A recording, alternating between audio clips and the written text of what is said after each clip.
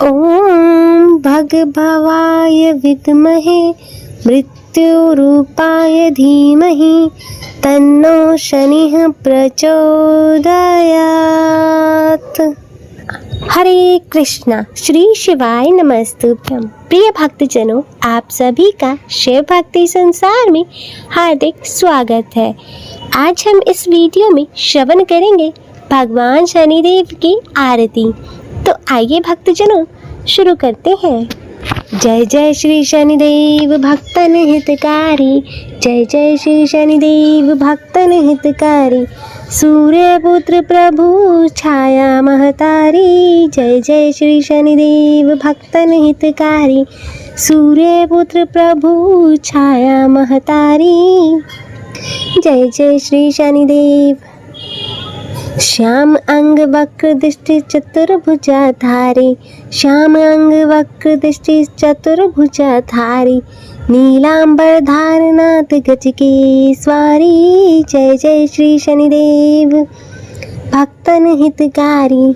सूर्यपुत्र प्रभु छाया महतारी, किरीट मुकुट शीश रजत दीपत है लिलारी।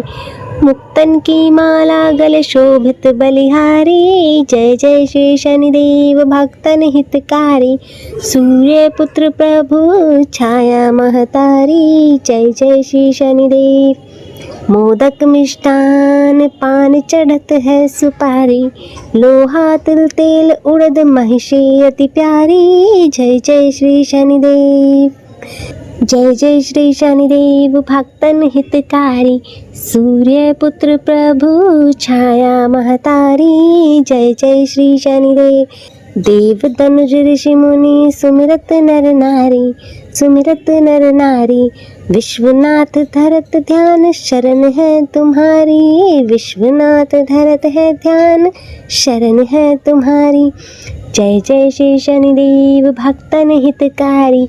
सूर्यपुत्र प्रभु छाया महतारी, जय जय श्री शनिदेव।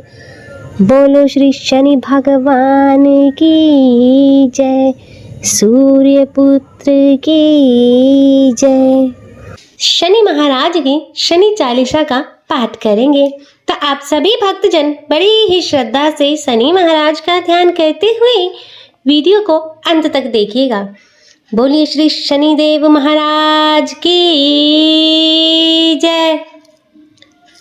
शनि महाराज का आशीर्वाद पाने के लिए शनि चालीसा का पाठ महत्वपूर्ण होता है। शनिदेव को प्रसन्न करने के लिए शनि चालीसा का पाठ किया जाता है।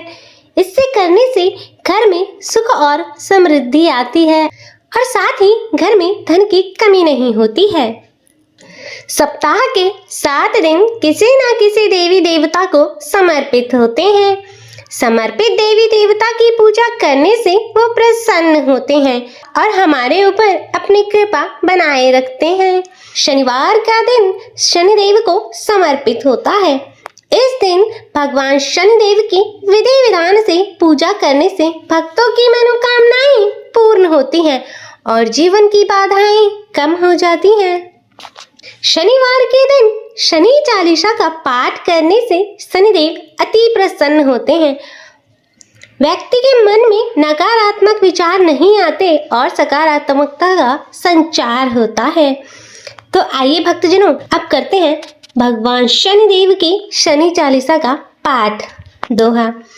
जय गणेश गिरजा सुवन, मंगल करण कृपाल। दीनन को दुख दूर करी, कीजय नाथ निहाल। जय जय श्री शनिदेव प्रभु, सुनहु विनय महाराज। करहु कृपा हे रवि तनय, राखहु जन की लाज। जयति जयति शनिदेव दयाला, करत सदा भक्तन प्रतिपाला। चारि भुजा तन श्याम विराजे, माथे रतन मुकुट छवि छाजे। परम विशाल मनोहर भाला, टेढ़ी दृष्टि भुकटी विकराला। कुंडल श्रवण चमाचम चमकै, हिमालय मुक्तन मणि दमकै। कर में गदा त्रिशूल कुठारा, पल विच करे अरहि संहारा। पिंगल कृष्ण छाया नंदन, यम कोणस्थ रौद्र दुख भंजन। सौरी मंद शनि दशनामा, भानुपुत्र पूजे सब कामा। जा पर प्रभु प्रसन्न होवी, जाहि रकहु राव करे। शन माही पर्वत हूँ तृण कोई निहार, तृणहु को पर्वत करि डार। राज मिलत बन राम ही दीना, के कइयो के मति हर लीना। मनहु में मृग कपट दिखाई, मातु जान की गई चुराई। लखनह शक्ति विकल करि डाला, मची गई दल में हाकारा। रावण की गति मति बढ़ाई, रामचंद्र सो बैर बढ़ाई। दियो कीट करि कंचन लंका, बजी बजरंग वीर की डंका। नृप विक्रम पर जब पगुधारा, चित्र मयूर निगली गैहारा। हार नौलखा लाग्यो चोराई, हाथ पैर डरवायो तोरी। भारी दृष्टनि कृष्ट दिखायो, तेल ही घर को लू चलवाई। नए राग दीपक महकीनो, तब प्रसन्न प्रभु है सुख दीनो। हरिश्चंद्र हु नृप नारी बिकानी, आप ही भरे डोम घर पानी। तैसे नल पर दशा सिरानी, बूंज मीन कूद गई पानी। श्री शंकर ही गयो जब जाई, पार्वती को सती कराई। तनिक विलोकत ही करि रीसा, नभ उड़ी गय गौरी सुत सीसा। पांडव पर भय दशा तुम्हारी, बची द्रौपदी होती उखारी। कौरव के भी गति मति मार्यो, युद्ध महाभारत करि डार्यो। रवि कहाँ मुख मह धरि तत्काला, लेकर कूदी प्रयो पताला। शेष देव लखी विनती लाई, रवि को मुख ते दियो छुड़ाई। वाहन प्रभु के साथ सुजाना, गज दिग्गज गर्दभ मृग स्वाना। जम्बुक सिंह आदि नखधारी, जो फल ज्योतिष कहत पुकारी। गजवाहन लक्ष्मी घर गजवाहन लक्ष्मी ग्रह आवे, हयत सुख संपत्ति उपजावे। गर्दभ हानि करे बहु काजा, सिंह सिद्ध कर राज समाजा। जम्बुक बुद्धि नष्ट करि डारे, मृग दे कष्ट प्राण संहारे। जब आवी प्रभु स्वान सवारी, चोरी आदि होए डर भारी। ते सही चारी चरण यह नामा, स्वर्ण लोह अरु तामा। लोह चरण पर जब प्रभु आवे, धन जन संपत्ति नष्ट करावे। समता ताम्र रजत शुभकारी, स्वर्ण सर्व सुख मंगल भारी। जो यह शनि चरित्र नित गावे, कभू न दशा निकृष्ट सतावे। अद्भुत नाथ दिखावे लीला, करे शत्रु के नशि बलि ढीला। जो पंडित सुयोग्य बुलवाई, विधिवत शनि ग्रह शांत कराई। पीपल जल शनि दिवस चढ़ावत, दीप दान दे बहु सुख पावत। कह राम सुंदर प्रभु दासा, शनि सुमिरत सुख होत प्रकाशा। प्रतिमा श्री शनि देव की, लोह धातु बनवाए। प्रेम सहित पूजन करे, सकल कटी जाए। 40 नित नेम यह, कही सुनहि धरि ध्यान। निश्चय शनि ग्रह सुखद हो, पावहि नर सम्मान। बोलिए श्री शनिदेव महाराज की जय। शनिवार व्रत की कथा सुनेंगे तो आप सभी भक्तजन बड़े ही श्रद्धा और प्रसन्न चित मन से कथा को श्रवण कीजिएगा। एक समय स्वर्गलोक में सबसे बड़ा कौन के प्रश्न पर 9 ग्रहों में वाद विवाद हो गया। विवाद इतना बड़ा कि परस्पर भयंकर युद्ध की स्थिति बन गई। निर्णय के लिए सभी देवता देवराज इंद्र के पास पहुंचे और बोले, हे देवराज, आपको निर्णय करना होगा कि हम में से सबसे बड़ा कौन है। देवताओं का प्रश्न सुनकर देवराज इंद्र उलझन में पड़ गए। इंद्र बोले, मैं इस प्रश्न का उत्तर देने में असमर्थ हूँ। हम सभी पृथ्वी लोक की उज्जैनी नगरी में राजा विक्रमादित्य के पास चलते हैं। देवराज इंद्र सभी ग्रहों सहित उज्जैनी नगरी पहुंचे। महल में पहुंचकर जब देवताओं ने उनसे अपना प्रश्न पूछा तो राजा विक्रमादित्य ने भी कुछ देर के लिए परेशान हो उठे, क्योंकि सभी देवता अपनी अपनी शक्तियों के कारण महान थे। किसी को भी छोटा या बड़ा कहने में उनको उनके क्रोध के प्रकोप से भयंकर हानि पहुंच सकती थी। अचानक राजा विक्रमादित्य को एक उपाय सूझा और उन्होंने विभिन्न धातुओं स्वर्ण, रजत, कांसा, ताम्र, सीसा, रांगा, जस्ता, अभ्रक व लोहे के 9 आसन बनवाए। धातुओं के गुणों के अनुसार उन सभी आसन को एक दूसरे के पीछे रखवाकर उन्होंने देवताओं को अपने अपने सिंहासन पर बैठने को कहा। देवताओं के बैठने के बाद राजा विक्रमादित्य ने कहा, आपका निर्णय तो स्वयं हो गया। जो सबसे पहले सिंहासन पर विराजमान है वही सबसे बड़ा है। राजा विक्रमादित्य के निर्णय को सुनकर शनि देवता सबसे पीछे आसन पर बैठने के कारण अपने आप को छोटा जानकर क्रोधित होकर कहा, राजा विक्रमादित्य, तुमने मुझे सबसे पीछे बैठाकर मेरा अपमान किया है। तुम मेरी शक्तियों से परिचित नहीं हो। मैं तुम्हारा सर्वनाश कर दूंगा। शनि ने कहा, सूर्य एक राशि पर 1 महीने, चंद्रमा 2.25 दिन, मंगल 1.5 महीने, बुध और शुक्र 1 महीने, बृहस्पति 13 महीने रहते हैं।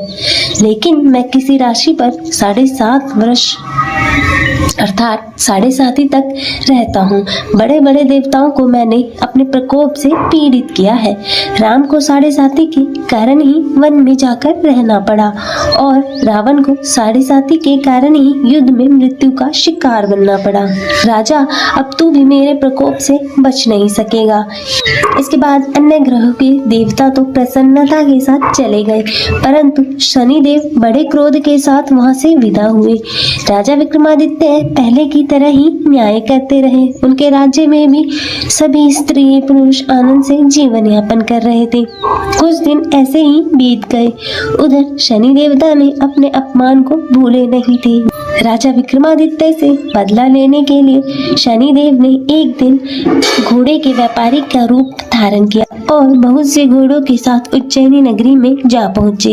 राजा विक्रमादित्य ने राज्य में किसी घोड़े के व्यापारी के आने का समाचार सुना तो अपने अश्वपाल को कुछ घोड़े खरीदने के लिए भेजा। घोड़े बहुत कीमती थे। अश्वपाल जी ने जब वापस लौटकर इस संबंध में बताया तो राजा विक्रमादित्य ने स्वयं आकर एक सुंदर व शक्तिशाली घोड़े को पसंद किया। घोड़े की चाल देखने के लिए राजा उस घोड़े पर सवार हो गए तो वह घोड़ा बिजली की गति से दौड़ पड़ा। तेजी से दौड़ता घोड़ा राजा को दूर एक जंगल में ले गया और फिर राजा को वहां गिराकर जंगल में कहीं गायब हो गया। राजा अपने नगर को लौटने के लिए जंगल में भटकने लगा, लेकिन उन्हें लौटने का कोई रास्ता नहीं मिला। राजा को भूख प्यास लग गई। अब बहुत घूमने के बाद उसे एक चरवाहा मिला। राजा ने उससे पानी मांगा। पानी पीकर राजा ने उस चरवाहे को अपनी अंगूठी दे दी। फिर उससे रास्ता पूछकर वह जंगल से निकलकर पास के नगर में पहुंचा। राजा ने एक सेठ की दुकान पर बैठकर बहुत देर तक आराम किया।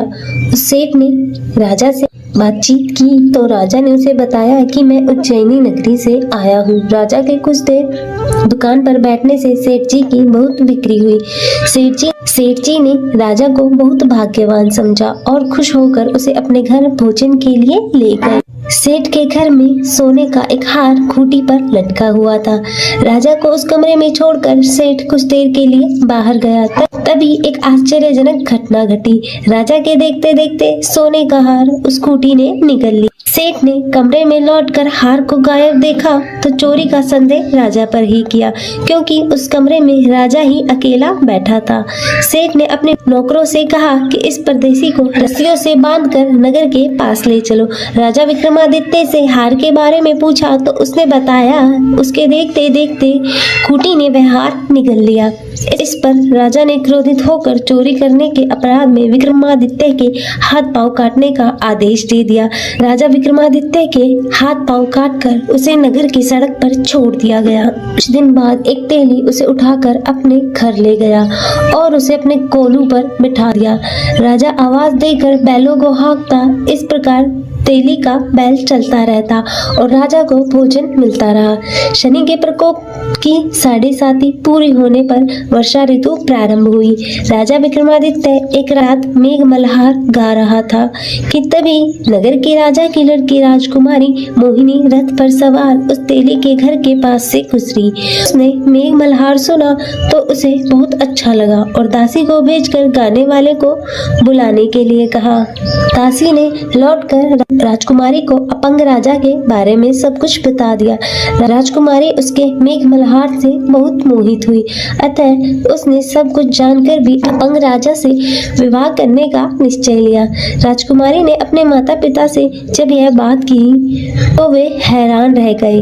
रानी ने मोहिनी को समझाया, बेटी तेरे भाग्य में तो किसी राजा की रानी होना लिखा है, फिर तू उस अपंग से विवाह करके अपने पांव पर कुल्हाड़ी क्यों मार रही है। राजकुमारी ने अपनी जिद नहीं छोड़ी।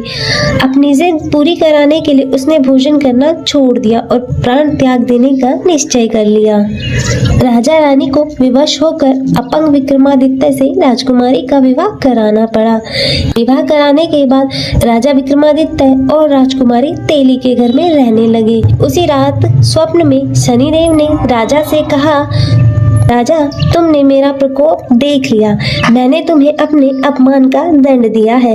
राजा ने शनिदेव से क्षमा करने को कहा और प्रार्थना की, हे शनिदेव आपने जितना दुख मुझे दिया है अन्य किसी को ना दे। शनिदेव ने कुछ सोचकर कहा, राजा मैं तुम्हारी प्रार्थना स्वीकार करता हूँ।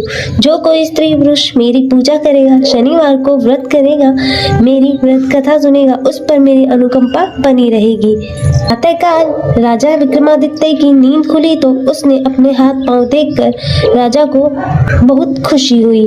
उसने मन ही मन में शनिदेव को प्रणाम किया। राजकुमारी भी राजा के हाथ पांव सही सलामत देखकर आश्चर्य में डूब गई। तब राजा विक्रमादित्य ने अपना परिचय देते हुए शनिदेव के प्रकोप की सारी कहानी सुनाई। सेठ जी को जब इस बात का पता चला तो दौड़ता हुआ तेली के घर पहुंचा और राजा के चरणों में गिरकर क्षमा मांगने लगा। राजा ने उसे क्षमा कर दिया क्योंकि यह सब तो शनिदेव के प्रकोप के कारण हुआ था।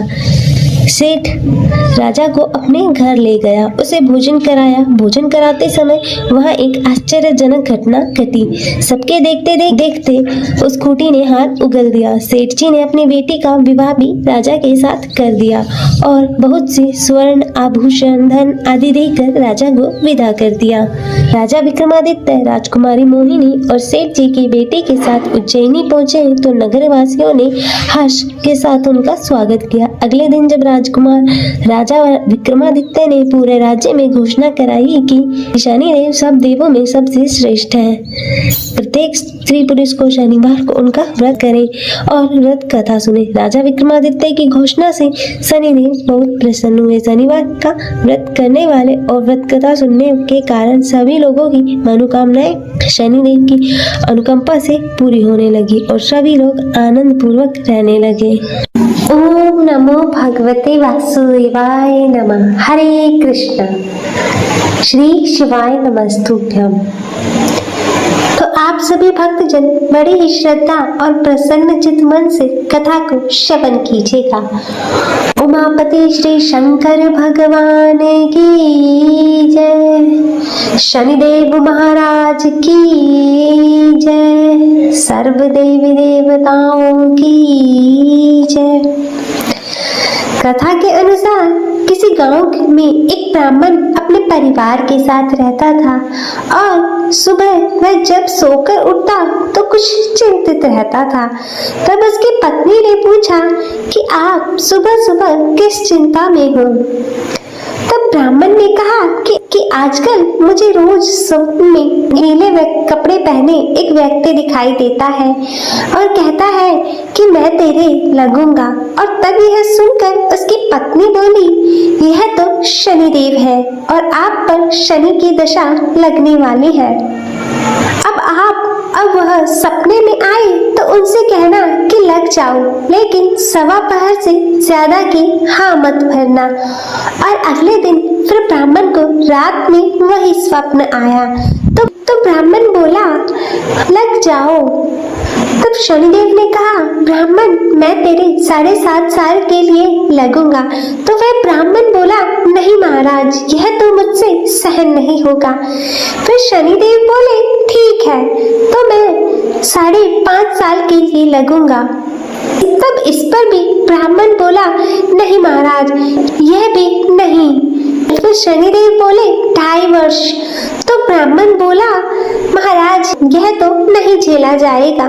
फिर ऐसा करते करते शनिदेव बोले कि सवा प्रहर के लिए तुझे मेरी दशा सहनी ही होगी।